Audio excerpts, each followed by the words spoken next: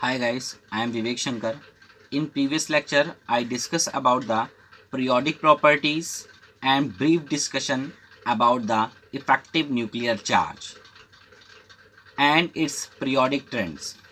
Today I discuss about the atomic radius and its periodic trends as well as its important numericals. So guys, let's start the topic now. Atomic radius. Conceptually, it is defined as the distance between the nucleus and outermost cells electron, but it is not possible to calculate exact value of atomic radius. तो guys सबसे पहले हम लोग atomic radius की बात कर रहे थे। तो एटॉमिक रेडियस आखिर होती क्या है, what is the atomic radius. तो हम सिंपल सा एक कॉन्सेप्चुअली जो बेस्ड है उसके ऊपर हम लोग बात करते हैं और कैसे उसको डिफाइन करते हैं वो जरा समझिएगा कि एटॉमिक रेडियस आखिर है क्या। आपको सोचिए किसी एटम से, है ना, किसी एटम के न्यूक्लियस से आउटर मोस्ट सेल्स तक के इलेक्ट्रॉन तक की जो दूरी होती है, मतलब किसी एटम का जो न्यूक्लियस है वहाँ से लेकर जो आउटर मोस्ट सेल्स में जो इलेक्ट्रॉन प्रेजेंट है वहाँ तक की जितनी डिस्टेंस होती है उसे हम लोग एटॉमिक रेडियस बोलते हैं। बेटे क्या बोलते हैं? Atomic radius. वही मैंने लिख भी रखा है, मैंने लिखा है, देखिए कॉन्सेप्चुअली क्यों बोल रहा हूँ, क्योंकि ये कॉन्सेप्ट के ऊपर बेस्ड है। इसके ऊपर कोई एक्सपेरिमेंट नहीं किया जा सकता, हम इसे कभी भी कैलकुलेट नहीं कर सकते इसकी एग्जैक्ट वैल्यू, इसलिए मैंने इसको कॉन्सेप्चुअली बोला कि भाई कॉन्सेप्ट के अकॉर्डिंग इसकी थ्योरी क्या होगी एटॉमिक रेडियस की। तो इसलिए मैंने वहां पर कॉन्सेप्चुअली वर्ड का यूज भी किया है। Conceptually, it is defined as the distance between the nucleus and outermost cells electron, है ना। But it is not possible, लेकिन ये तो पॉसिबल नहीं है to calculate exact value of atomic radius, कि हम एटॉमिक रेडियस की एग्जैक्ट वैल्यू को बता सकें। तो गाइस आपको बिल्कुल समझ में आ गया होगा कि बेटा एटॉमिक रेडियस क्या होती है। तो जैसा कि मैंने बताया कि एटॉमिक रेडियस क्या होती है, किसी एटम को, देखो मैं यहाँ बना के भी दिखा दूंगा आपको कि सपोज करिए यहाँ पर कोई एटम का न्यूक्लियस है और ये इसकी आउटर मोस्ट सेल्स है, ठीक है। ये मान लीजिए ये आउटर मोस्ट सेल्स है, इस तरीके से ये यहाँ पर इलेक्ट्रॉन प्रेजेंट है, ये इसकी आउटर मोस्ट सेल्स है। यहाँ से लेकर यहाँ तक की जो भी डिस्टेंस होगी वही उसकी क्या कहलाएगी? Atomic radius. वही उसकी क्या कहलाएगी बेटे? एटॉमिक रेडियस कहलाएगी। क्या कहलाएगी? Atomic radius. बट ये तो कॉन्सेप्चुअली है, इसको किसी भी एक्सपेरिमेंट के थ्रू हम प्रूफ नहीं कर सकते, है ना। और ये तो पॉसिबल ही नहीं है कि किसी भी एटम की हम एग्जैक्ट एटॉमिक रेडियस को बता सकें। तो गाइस आपको क्या रखना है याद कि अगर आपसे एटॉमिक रेडियस पूछता है तो आप इसी कॉन्सेप्चुअली जो आपकी डेफिनेशन है उसको आप बता सकते हो। बट आगे क्या है, व्हाट आर द डिफिकल्टीज, मतलब क्या क्या डिफिकल्टीज आती है। जैसे आपके दिमाग में है ना कि भाई क्यों हम एग्जैक्ट वैल्यू क्यों नहीं निकाल सकते, भाई सारी चीज़ें सर आप एक्सपेरिमेंट के थ्रू हमें बताते हैं, ये सर आप एक्सपेरिमेंट के थ्रू क्यों नहीं बता सकते। तो क्या डिफिकल्टीज आती हैं वो भी मैं आपके सामने शेयर करना चाहता हूँ कि क्या क्या डिफिकल्टीज आती है जिससे कि हम किसी भी एटम की एग्जैक्ट एटॉमिक रेडियस को कैलकुलेट नहीं कर पाते हैं। तो पहली क्या आती है बेटा, एटम इज टू स्मॉल। आपको ये भी पता है कि एटम बहुत छोटा होता है, मतलब इतना ज़्यादा छोटा होता है जिसकी रेडियस अगर हम लोग बात करें तो 10⁻⁻10 मीटर के आसपास होती है। और ये किसने हमको बताया था? ये हमको बताया था बोहर ने। किसने बताया था? बोहर मॉडल में जब हमने ये चीज़ पढ़ी थी वहाँ पर हमने कैलकुलेट भी करा था कि किसी भी एटम की जो रेडियस होती है वो लगभग 10⁻⁻10 मीटर के आसपास होती है, जो कि हम बोल सकते हैं 1 एंगस्ट्रॉम के बराबर होती है ना। किसके बराबर होती है? 1 एंगस्ट्रॉम के आसपास या लगभग बराबर होती है।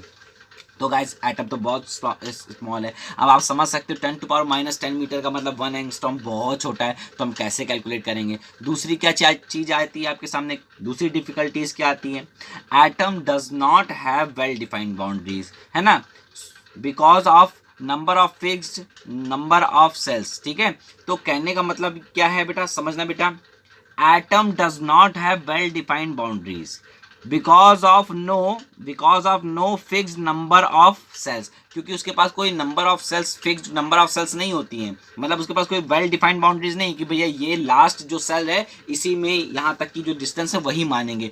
क्योंकि एटम्स में बोहर ने हमको बताया था, जैसा कि मैंने आपको 9 में पढ़ाया था, कि उसमें बहुत जो होती हैं, बहुत सारी सेल्स प्रेजेंट होती है, infinite number of cells present होती है, मगर इलेक्ट्रॉन केवल उन्हीं सेल्स में रिवॉल्व करते हैं जिनका एंगुलर मोमेंटम, है ना, याद है ना आपको, क्या होता है बेटा, एंगुलर मोमेंटम किसके बराबर होता है? h/2 पाई के इंटीग्रल मल्टीपल में होता है। याद आ रहा है बेटे? यही मैंने आपको बता रहा था उस समय, आप 9th में थे तब भी मैंने आपको ये चीज़ वहाँ पर भी क्लियर करी थी। तो इस चीज़ को ध्यान में रखिएगा बेटा। तो मैंने इसीलिए बताया कि एटम्स के पास क्या क्या नहीं होती बेटा, वेल डिफाइंड बाउंड्रीज नहीं होती है कि बेटा हम जहाँ पर बिल्कुल फिक्स बाउंड्री कि भाई हम यहाँ पर जाके यहाँ सकते, यहाँ से लेके यहाँ तक की अगर डिस्टेंस को हम मेज़र कर लें तो वो उसकी एटॉमिक रेडियस होगी। तो इसलिए इसकी ये सेकंड डिफ़िकल्टीज़ है। क्यों इसकी सेकंड डिफ़िकल्टीज़ है? क्योंकि एटम्स के पास नंबर ऑफ सेल्स जो होती है वो इन्फिनाइट होती हैं, बहुत सारी सेल्स होती हैं, ठीक है बेटे।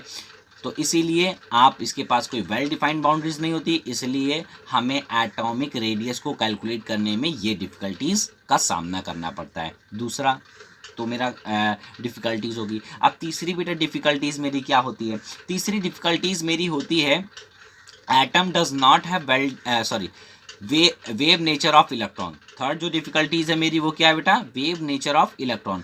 तो वेव नेचर आप जब फर्स्ट ईयर में आओगे तो अभी आपने इलेक्ट्रॉन का पार्टिकल बिहेव पढ़ोगे, फिर बाद में इलेक्ट्रॉन वेव पार्टिकल की तरह भी बिहेव करता है या वेव नेचर भी शो करता है। तो आप ये जब आगे की क्लास में आओगे तब आपको पता चलेगा कि इलेक्ट्रॉन डुअल नेचर शो करता है, ठीक है बेटे। तो ये हमें किसने बताया था? ये हमें बताया था किसने? सर डी ब्रॉगली ने। किसने बताया था बेटा? सर डी ब्रॉगली ने। तो गाइस ये चीज़ें हम आगे पढ़ेंगे, मगर ये डिफ़िकल्टीज़ आती हैं हमारे सामने, तो ये भी मैंने आपके सामने रखी कि बेटा ये डिफ़िकल्टीज़ आती हैं, इसलिए मैं आपको इसको एक्सपेरिमेंट की तरह नहीं समझा सकता, ठीक है। आगे बात करता हूँ। So we will calculate atomic radius of any element in bounded state. तो हम जितने भी आपके जो एलिमेंट्स होते हैं उनकी जब हम लोग एटॉमिक रेडियस को कैलकुलेट करते हैं तो हम उनकी जो एटॉमिक रेडियस कैलकुलेट करते हैं वो बाउंडेड स्टेट में करते हैं। किस में करते हैं बेटा? बाउंडेड स्टेट में। जब वो किसी बॉन्ड के थ्रू किसी दूसरे एटम से जुड़ा हुआ होता है तब हम लोग उसकी क्या करते हैं बेटा? एटॉमिक रेडियस को मेजर करते हैं या कैलकुलेट करते हैं। So it is simply half of the internuclear distance. तो इसी को हम लोग कैसे बिल्कुल सिंपली बता देते हैं। मान लीजिए दो एटम है, जैसा कि नीचे आपको दिख रहा है, जब दो एटम आपस में क्या है? बाउंडेड में है, बाउंडेड स्टेट में है, तो इनके दोनों न्यूक्लियस के बीच की दूरी के आधे को क्या बोलते हैं? हाँ, एटॉमिक रेडियस। क्या बोलते हैं बेटा? Atomic radius. तो half of the internuclear distance को ही हम लोग क्या बोलते हैं बेटा? Atomic radius. क्या बोलते हैं बेटा? Atomic radius. Well done. Nature of radius depends upon the nature of bonding, ठीक है। तो ये भी याद रखिएगा, जो आपकी एटॉमिक रेडियस होती है वो भी डिपेंड करती है, या जो नेचर होता है रेडियस का वो भी डिपेंड करता है किस पे? नेचर ऑफ बॉन्डिंग पे, कि किस तरह का बॉन्ड एटम्स या एलिमेंट्स के बीच में प्रेजेंट है। अगर डिफरेंट टाइप्स के बॉन्ड प्रेजेंट हैं तो डिफरेंट टाइप्स की क्या होगी बेटा? रेडियस भी आपको देखने को मिलेगी। बट क्योंकि आप इस समय क्लास 10th में हैं, इसलिए मैं ज़्यादा डिस्कस ना करके मैं बता तो ज़रूर सकता हूँ कि टाइप्स ऑफ एटॉमिक रेडियस क्या होती है। तो टाइप्स ऑफ एटॉमिक रेडियस होती है मेरी कोवेलेंट रेडियस, क्योंकि जिसमें जब दो एटम कोवेलेंट बॉन्ड से अगर जुड़े हुए होते हैं तब हम उसकी एटॉमिक रेडियस को मेजर करते हैं, तो वो जो एटॉमिक रेडियस निकलती है वो मेरी कोवेलेंट रेडियस होती है। जब कोई दो एटम्स या दो एलिमेंट्स है ना किसी वांडर वाल रेडियस के थ्रू अगर जुड़े होते हैं तो जब हम उनकी रेडियस को कैलकुलेट करते हैं तो वो वांडर वाल रेडियस कहलाती है।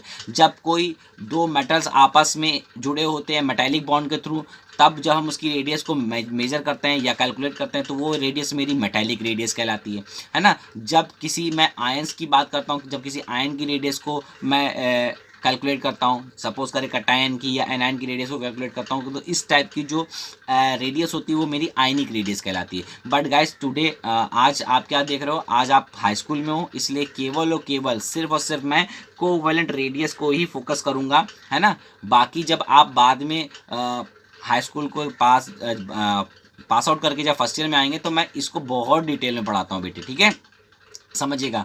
तो अब हम लोग बात करते हैं कोवेलेंट रेडियस। हालांकि मैं ये तो बता सकता हूँ डेफिनेशन की वान डेर वाल्स रेडियस क्या होती है, मेटेलिक रेडियस क्या होती है, आयनिक रेडियस क्या होती है, इनकी डेफिनेशन मैं जरूर बता दूंगा, ठीक है। बट आपके लिए वो किसी काम की नहीं होगी, ठीक है। बट आपका जानना है तो मैं आपको बता भी दूंगा, ठीक है। चलिए आगे बढ़ते हैं। सबसे पहले बात करते हैं कोवेलेंट रेडियस की।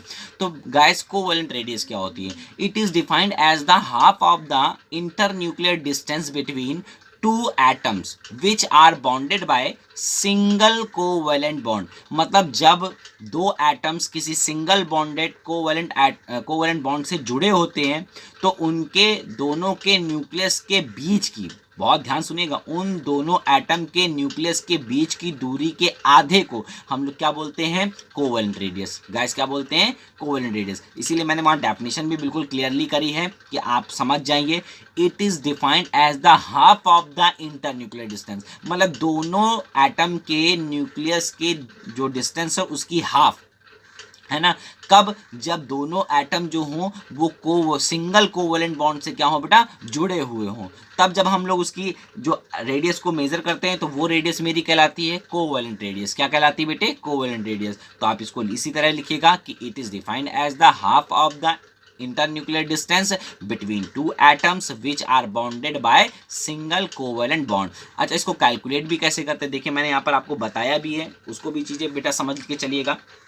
मान लीजिए ये मेरे पास दो एटम है, ये दो एटम है, ये जो जुड़े वो सिंगल कोवेलेंट बॉन्ड से जुड़े हुए, जो आपको एक रेड लाइन दिख रही है ना दोनों के बीच में, ये सिंगल कोवेलेंट बॉन्ड से जुड़े हुए हैं। ये इनका ओवरलैपिंग रीजन होता है बेटा, ये इनका क्या होता है, ओवरलैपिंग रीजन। मतलब जब ये जिस पार्ट को ये ओवरलैप करे होंगे तो जो इनके बीच में फोर्स ऑफ अट्रैक्शन होगा वो क्या होगा, सिंगल कोवेलेंट बॉन्ड। वहां पर क्या होगा बेटा, सिंगल कोवेलेंट बॉन्ड से ये दोनों आपस में जुड़े हैं। तब इनके दोनों के न्यूक्लियस के बीच की जो दूरी होती है, मतलब जो डिस्टेंस होती है डी, इसके आधे पार्ट को हम लोग बोलते हैं एटॉमिक या कोवेलेंट रेडियस। क्या बोलते हैं, कोवेलेंट रेडियस। तो कोवेलेंट रेडियस आप कैलकुलेट कैसे कर सकते हैं, ये भी मैं आपको यहाँ बता दूंगा कि कोवेलेंट रेडियस जो होगी, क्योंकि यहाँ पर आपके सेम एटम्स हैं, कोई भी एटम डिफरेंट नहीं है, मतलब एक तरीके से होमो एटॉमिक रेडियस आप देख रहे हो, है ना। तो होमो का मतलब ही होता है सेम काइंड ऑफ एटम्स, और हेट्रो एटॉमिक रेडियस का मतलब होता है डिफरेंट काइंड्स ऑफ एटम के बीच की जो रेडियस निकालोगे तब वो हेट्रो हो जाएगा। हेट्रो का मतलब होता है डिफरेंट काइंड्स ऑफ एटम्स, ठीक है। तो कोवेलेंट रेडियस ऑफ ए अगर मुझे निकालना है, किसी भी मतलब दोनों ए ही एटम हैं जो कि कोवेलेंट बॉन्ड से या सिंगल कोवेलेंट बॉन्ड से जुड़े हुए हैं, तो जब हम कोवेलेंट रेडियस ए निकालेंगे तो क्या देखेंगे, डिस्टेंस। अच्छा, इनकी डिस्टेंस जो होती है वो बॉन्ड लेंथ के बराबर होती है। किसके बराबर होती है, जो मैंने डिस्टेंस लिख रखी है, तो जो इनके बीच में जो बॉन्ड लेंथ होगी, है ना, जो बंद की जगह कह सकते हैं, जो बॉन्ड की लेंथ होगी, बॉन्ड की जो लंबाई होगी, है ना, किसके बीच की, बॉन्ड की लंबाई, ए और ए के बीच की जो बॉन्ड की लंबाई होगी या बॉन्ड जो लेंथ होगी, उसके आधे को हम लोग क्या बोलेंगे, कोवेलेंट रेडियस ऑफ ए। क्या बोलेंगे, कोवेलेंट रेडियस ऑफ ए। कब बोलोगे, तब बोलोगे जब दोनों एटम्स जो होंगे बिल्कुल सिमिलर होंगे, एक जैसे होंगे, ठीक है बेटा। जैसे मान लीजिए हाइड्रोजन एटम, या सॉरी हाइड्रोजन मालिक्यूल की बात करता हूँ, हाइड्रोजन मालिक्यूल मतलब H2 की बात करता हूँ, या O2 की बात करता हूँ, या N2 की बात करता हूँ। तो जब, है ना, तो H2 की बात जब मैं करूंगा तब तो मैं इसको निकाल लूंगा, बट जब मैं O2 की बात करूंगा तो O2 में डबल बॉन्ड होता है, नाइट्रोजन में यानी N2 गैस में ट्रिपल बॉन्ड होता है, तो वहां पर ये फॉर्मूला फॉलो नहीं करेंगे, ठीक है। तब फॉलो करेंगे जब वहां सिंगल कोवेलेंट बॉन्ड होगा। जस्ट लाइक हाइड्रोजन की निकाल सकते हैं हम लोग और क्लोरीन की निकाल सकते हैं, क्योंकि क्लोरीन के बीच में सिंगल कोवेलेंट बॉन्ड होता है। क्या होता है बेटा, सिंगल कोवेलेंट बॉन्ड, ठीक है। जस्ट लाइक मैं ब्रोमीन की निकाल सकता हूँ, Br2 की, ठीक है। इस तरीके से आप निकाल सकते हैं। तो गाइस आपको समझ में आया कि ये फार्मूला आप कब अप्लाई करोगे, ये फार्मूला आप तभी अप्लाई करोगे जब आपके एटम्स जो होंगे बिल्कुल सेम होंगे और सिंगल कोवेलेंट बॉन्ड से जुड़े हुए होंगे, ठीक है गाइस। चलिए आगे बढ़ते हैं।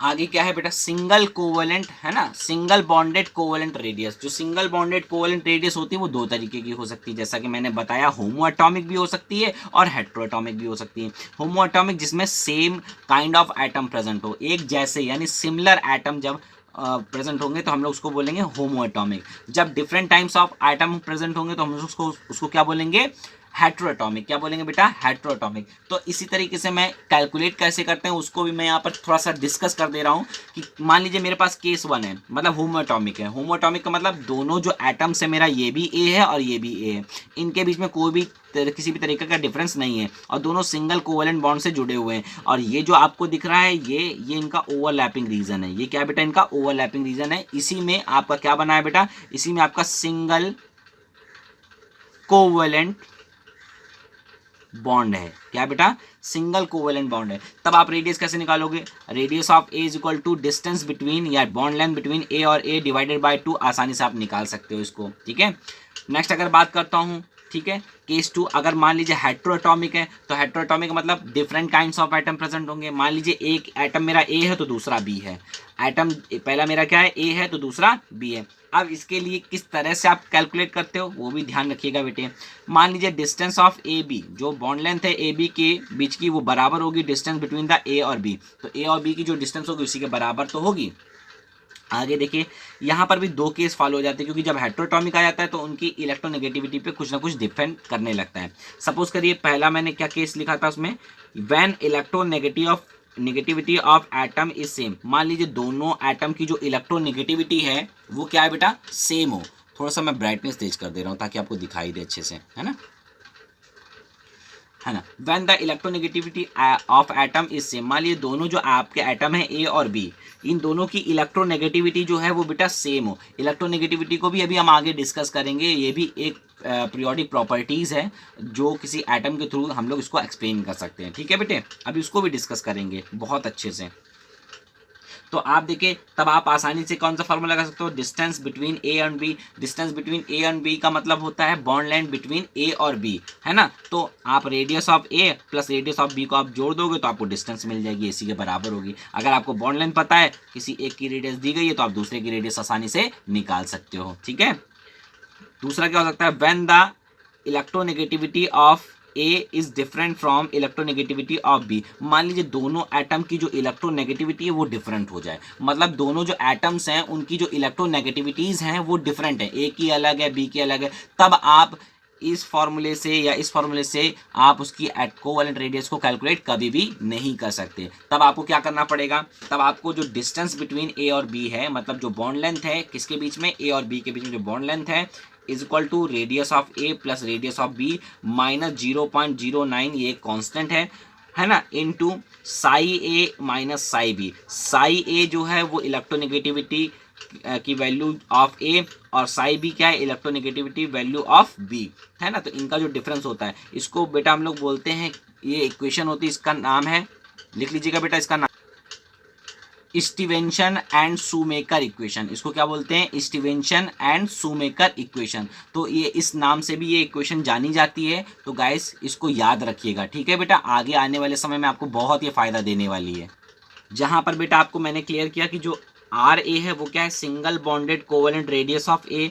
जो आर ए है वो single bonded covalent radius of A है, जो बी है वो single bonded covalent radius of B है। जहां पर साई ए क्या है, इलेक्ट्रोनेगेटिविटी ऑफ ए, और जो साई बी है वो क्या है बेटा, इलेक्ट्रोनेगेटिविटी ऑफ बी। इसको एक्स मत पढ़िएगा, इसको चाई बोलते हैं, क्या बोलते हैं, चाई। ठीक है, अब क्या है बेटा, इसका पीरियोडिक ट्रेंड्स के बारे में भी जान लेते हैं कि भाई इसका पीरियोडिक ट्रेंड्स क्या होता है। तो आपको मैं सिंपल लैंग्वेज में यहाँ बता के अभी बिल्कुल क्लेरिफाई करके आपको बताऊंगा कि भाई इसकी पीरियोडिक ट्रेंड्स कैसे हम लोग करते हैं। ठीक है, बट आपको क्लास 10 के अकॉर्डिंग ही मैं बताऊंगा। ठीक है, इससे ऊपर बढ़ के नहीं बताऊंगा, क्योंकि बेटा इसमें एक्सेप्शन भी बहुत होते हैं। तो उन एक्सेप्शंस के बारे में मैं यहाँ डिस्कशन नहीं करूँगा।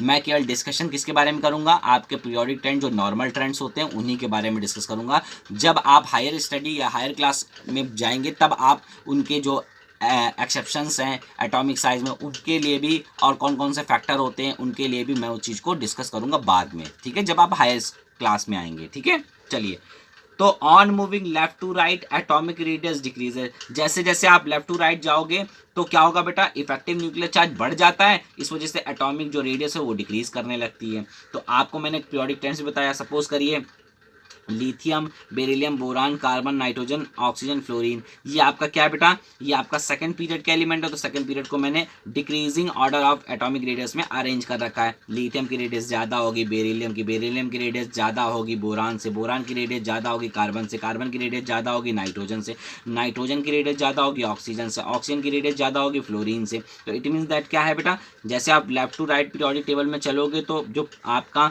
एटॉमिक रेडियस है वो डिक्रीज करने लगता है, जो एटॉमिक रेडियस है वो क्या करने लगता है बेटा, डिक्रीज करने लगता है। जस्ट लाइक इसी तरीके से जब आप मूव करते हो, है ना, on moving down the group, किसी ग्रुप में आप ऊपर से नीचे की तरफ आते हो तो एटॉमिक रेडियस इंक्रीज करती है। तो एटॉमिक रेडियस क्या करती है बेटा, इंक्रीज करती है। Just like top to bottom जैसे आप चलना स्टार्ट करोगे तो इफेक्टिव न्यूक्लियर चार्ज तो सेम रहता है, रिमेन्स कांस्टेंट हो जाता है, बट नंबर ऑफ सेल्स जो होती हैं बेटा वो बढ़ने लगती हैं। जब नंबर ऑफ सेल्स बढ़ने लगेंगी तो जाहिर सी बात है distance between the nucleus and outermost shells के बीच में डिस्टेंस बढ़ने लगेगी, इस वजह से एटॉमिक जो रेडियस होगी वो बढ़ जाएगी। ठीक है, क्या हो जाएगी बेटा, एटॉमिक रेडियस बढ़ जाएगी।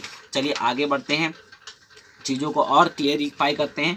आपको मैं जो भी पीरियोडिक ट्रेंड्स हैं वो भी मैं आपको यहाँ पर बता देता हूँ। देखिए अगर आप मैं फर्स्ट पीरियड की बात करूँ, किसकी बात करूँ बेटा, फर्स्ट पीरियड की बात करूं तो फर्स्ट पीरियड में कितने एलिमेंट हैं मेरे, आपको लॉन्ग फॉर्म पीरियोडिक टेबल में पढ़ा चुका हूं। तो फर्स्ट पीरियड में केवल 2 ही एलिमेंट होते हैं, हाइड्रोजन और हीलियम। तो इनमें से बताइए किसका साइज बड़ा होगा, किसका साइज छोटा होगा। तो जाहिर सी बात है आप आंसर बिल्कुल गलत दे रहे हैं, क्योंकि हाइड्रोजन और जब आप हीलियम की तरफ जाओगे तो या इसमें इट मीन्स दैट आप लेफ्ट टू राइट जा रहे हो। तो आपके अकॉर्डिंग जो साइज होना चाहिए वो क्या करना चाहिए था, डिक्रीज करना चाहिए था, पर ऐसा होता ही नहीं है। हाइड्रोजन का साइज जो होता है वो छोटा होता है और हीलियम का साइज बड़ा होता है। क्यों बड़ा होता है, क्योंकि यहाँ पर एक फैक्टर काम करता है।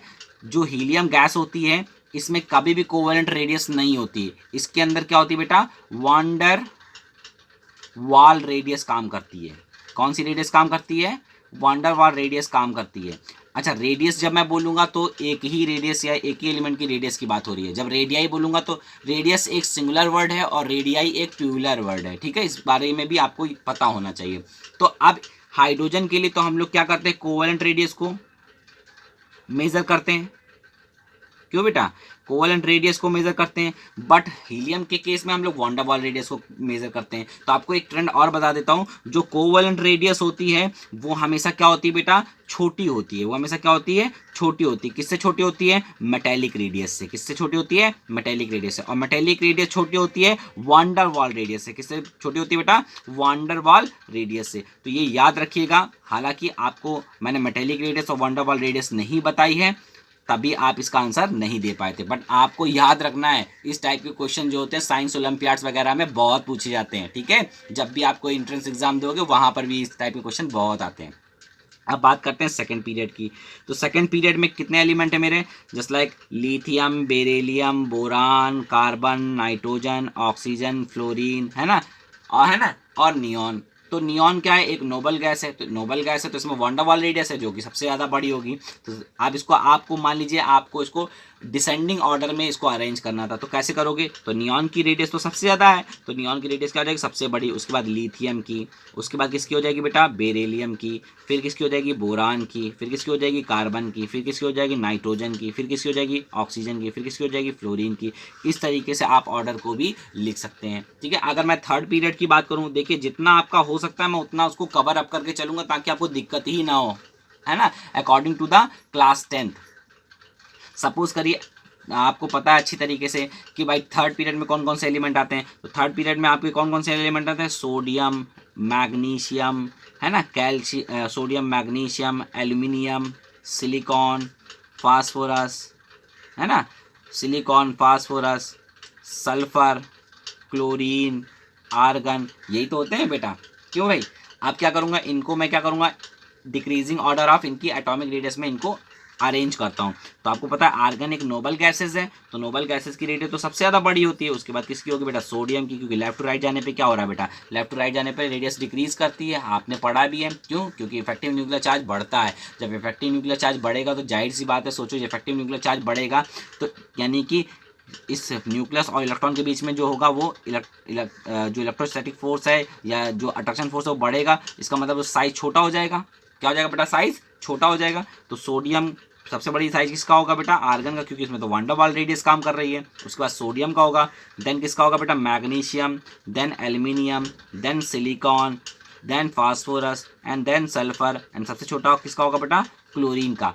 इन थर्ड पीरियड में किसमें होगा बेटा, थर्ड पीरियड में। मैं पीरियड की बात कर रहा हूँ, इस चीज़ को ध्यान रखिएगा। जो मेरे हॉरिजॉन्टल रोज होती है उनको हम लोग पीरियड्स बोलते हैं, और जो मेरे वर्टिकल कॉलम्स होते हैं उनको हम लोग ग्रुप बोलते हैं।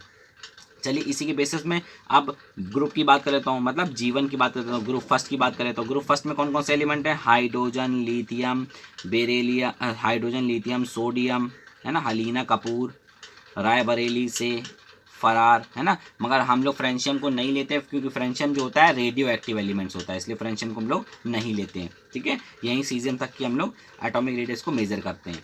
तो आपको पता है जब डाउन द ग्रुप जाओगे तो नीचे जाने पे क्या होगा बेटा, सेल इंक्रीज करनी चालू हो जाती है, इसलिए जो साइज होता है वो बढ़ना चालू होता है। तो मैं जो ग्रुप 1 है इसको मैं इंक्रीजिंग ऑर्डर में शिफ्ट कर रहा हूँ, है ना। हाइड्रोजन का साइज क्या होगा, लिथियम से छोटा। लिथियम का साइज जो होगा वो सोडियम से छोटा होगा। और तो सोडियम का साइज पोटेशियम से छोटा होगा, पोटेशियम का साइज रुबीडियम से छोटा होगा, और रुबीडियम का साइज होगा वो सीजियम से छोटा होगा। अब चलिए ग्रुप 2 की भी बात कर लेते हैं। जब इतनी बात करें तो ग्रुप 2 की भी बात कर लेते हैं। ग्रुप 2 में कौन कौन होता है बेटा? Beryllium, magnesium, calcium, strontium, barium, ठीक है। और एक होता है रेडियम, मगर रेडियम में एक रेडियो एक्टिव एलिमेंट होता है, इसलिए हम उसको मेजर नहीं करते हैं, ठीक है। ध्यान दीजिएगा। बेटा मांगे कार स्कूटर बाप राजी, याद है ना आपको? ये शॉर्ट ट्रिक मैंने बताई थी निमोनिक्स। तो आपको इसको भी ध्यान रखना, जब जैसे से आप डाउन द ग्रुप नीचे की तरफ बढ़ते जाओगे वैसे वैसे एटॉमिक रेडियस क्या हो जाएगी? बढ़ती जाएगी, क्योंकि नंबर ऑफ सेल्स जो होती हैं वो इंक्रीज करती हैं। यानी बेरिलियम का साइज छोटा होगा मैग्नीशियम से, मैग्नीशियम का साइज छोटा होगा कैल्शियम से, कैल्शियम का साइज छोटा होगा स्ट्रोंशियम से, स्ट्रोंशियम का साइज छोटा होगा बैरियम से। इतनी बात बेटा क्लियर होगी आपको आसानी से। चलिए अब मैं क्या करता हूँ, कुछ क्वेश्चंस को भी यहाँ पर मैं डिस्कस कर लेता हूँ। याद रखिएगा गाइस, मैंने यहाँ पर किसी भी तरीके का कोई भी एक्सेप्शन आपको नहीं बताया है, क्योंकि जब आप हायर क्लास में जाओगे तब वहाँ पर आपको क्या देखने को मिलेगा, वहाँ पर आप एक्सेप्शंस के बारे में जानोगे। चलिए आगे बढ़ते हैं, कुछ क्वेश्चंस को भी सॉल्व कर लेते हैं। देखिए आपके सामने मैंने क्वेश्चंस रखा है। क्वेश्चन नंबर 1 बोला है atomic radius of elements of the second period are given below. मतलब सेकंड पीरियड आपको दे रखा है, मैंने आपको कराया था सेकंड पीरियड का, और उसने बोल रखा है एटॉमिक रेडियस भी आपको गिवन दे दी है, मतलब आपके लिए और सरल कर दिया। जिसका एटॉमिक रेडियस जिसका वैल्यू कम होगा मतलब उसका साइज सबसे छोटा होगा, जिसका सबसे ज़्यादा नंबर होगा एटॉमिक रेडियस का मतलब उसका साइज सबसे बड़ा होगा। और उसने किसने में दिए? पिकोमीटर में। अब पिकोमीटर का मतलब होता है 10⁻⁻12 मीटर। जो 1 पिकोमीटर होता है वो किसके बराबर होता है? 10⁻12 मीटर के बराबर होता है। तो जाहिर सी बात है, उसने हमसे क्या पूछा है? पहला बोला है उसने arrange them in descending order of their atomic radius. Descending order का मतलब क्या होगा? रेडियस के घटते हुए क्रम में रखना है। तो सबसे बड़ा किसका होगा बेटा साइज? सबसे बड़ा होगा लिथियम का, फिर किसका होगा? बेरिलियम का, फिर किसका होगा? बोरान का, बोरान के बाद किसका होगा बेटा? कार्बन का, देन नाइट्रोजन का, एंड फिर ऑक्सीजन का। तो सबसे छोटा साइज होगा ऑक्सीजन का, है ना, और सबसे बड़ा साइज किसका होगा? लिथियम का। तो इस तरीके से आप डिसेंडिंग ऑर्डर में इसको अरेंज करके लिख सकते हैं। दूसरा क्वेश्चन उसने क्या इसी में बोला है? Are the elements arranged in the pattern of the periodic table, है ना, इन द पीरियोडिक टेबल। तो यही आपका आंसर हो गया। आपने एलिमेंट को इसी तरह तो पैटर्न में अरेंज करते हो, लिथियम के बाद बेरिलियम, फिर बोरान, फिर कार्बन, फिर नाइट्रोजन, फिर ऑक्सीजन, है ना। तो सेम आपका यहाँ पर भी आ जाएगा, है ना। तो ऊपर वाला ही आप यहाँ पर उतार के लिख सकते हो, लिथियम, फिर आएगा बेरिलियम, फिर आएगा बोरान, फिर कार्बन, फिर नाइट्रोजन, एंड देन ऑक्सीजन। सबसे छोटा साइज होगा ऑक्सीजन का, सबसे बड़ा साइज होगा बेटा आपका लिथियम का, ठीक है। अब उसने थर्ड क्वेश्चन क्या पूछा है? विच elements have the largest and the smallest atom. तो जो स्मॉलेस्ट एटम होगा, अभी मैंने बताया स्मॉलेस्ट एटम कौन होगा? जिसकी रेडियस सबसे कम है, देखिए ना, ऑक्सीजन सबसे 73 है, देख लीजिए। तो स्मॉलेस्ट एटम क्या होगा आपका? ऑक्सीजन होगा बेटा। और लार्जेस्ट आइटम जो होगा, है ना, कौन सा आइटम बेटा आपका? लार्जेस्ट जो आइटम होगा वो वो कौन सा होगा? सबसे ज़्यादा बड़ी साइज किसकी होगी? लिथियम की। देखिए लिथियम का सबसे ज़्यादा होगा वो 134 पिकोमीटर। मतलब कौन है बेटा? लिथियम, ठीक है। आप देखिए next, how does the atomic radius change as you go from left to right. तो आपको पता है लेफ्ट से राइट जाने पे क्या होता है? एटॉमिक जो रेडियस होती है यानी AR जो होती है वो हमेशा डिक्रीज करती है, क्योंकि इफेक्टिव न्यूक्लियर चार्ज जो होता है वो बढ़ता है। ये याद रखोगे ना बेटे। इस तरीके से आप इसको सॉल्व कर सकते हो। आइए देखिए नेक्स्ट क्वेश्चन क्या है मेरा। सेकंड क्वेश्चन क्या है बेटा? बोल रहा है study the variation in the atomic radii in picometre of the first group. पहले ग्रुप की बात करिए, वो first group element, and arrange them in an increasing order. इनको मतलब उसको क्या उसने बोला, इसको फर्स्ट ग्रुप का इंक्रीजिंग ऑर्डर में आपको रखना है, ठीक है। तो पहले का आंसर तो आप जान ही सकते हो, सबसे छोटा किसका होगा? लिथियम का, फिर किसका होगा? सोडियम का, देन किसका होगा आपका, है ना, लिथियम, सोडियम, पोटेशियम, देन किसका होगा? रुबीडियम, देन किसका होगा? सीजियम, ठीक है। आप यहाँ से वैल्यू कोई मेजर कर सकते हो। सबसे छोटी वैल्यू कितनी है बेटा? 134 लिथियम। सबसे बड़ी वैल्यू कितनी है सीजियम की? 235। देख लीजिए, अरेंज कर दिया मैंने इंक्रीजिंग ऑर्डर में। आगे देखिए नेक्स्ट क्या कह रहा है? Name the element which have the smallest and largest atom. तो बताइए बेटा स्मॉलेस्ट एटम कौन सा होगा? स्मॉलेस्ट जो एटम होगा मेरा वो कौन सा होगा बेटा आपका? लिथियम, क्योंकि लिथियम ही का तो है बेटा सबसे छोटा साइज, देख लीजिए, है ना। और लार्जेस्ट जो आपका एटम होगा वो कौन है बेटा? सीजियम। तो आप लिख सकते हो सीजियम, ठीक है बेटे। नेक्स्ट क्या कह रहा है बेटा? लास्ट में समझिएगा, how does the atomic size vary as you go down a group, किसी ग्रुप में आप ऊपर से नीचे जाओगे तो क्या होगा, तो आपको पता है टॉप टू जैसे आप बॉटम जाओगे, ऊपर से नीचे जाओगे, तो जो इफेक्टिव न्यूक्लियर चार्ज है वो तो सेम रहता है ना, इफेक्टिव न्यूक्लियर चार्ज सेम रहता है, बट नंबर ऑफ जो सेल्स होती है, नंबर ऑफ सेल्स जो होती है वो इंक्रीज करने लगती है, वो क्या करने लगेगी, इंक्रीज, तो जिसकी वजह से जो एटॉमिक रेडियस होगी वो बढ़ जाएगी, वो क्या हो जाएगी बेटा, बढ़ जाएगी। जैसे जैसे आप टॉप टू बॉटम जाओगे किसी ग्रुप में तो एटॉमिक रेडियस बढ़ती है, क्योंकि नंबर ऑफ सेल्स जो होती है वो इंक्रीज करती है। सो गाइस, मैंने आपको इस वीडियो में काफ़ी चीज़ें डिस्कस कर दी हैं, ठीक है। अगर आपको वीडियो अच्छा लगे तो लाइक एंड सब्सक्राइब ज़रूर करिएगा, एंड इन सारी चीज़ों को अपने दिमाग में ज़रूर रखिएगा और बराबर अपना रिवीजन कोर्स करते रहिएगा, ठीक है। Thank you for watching my video.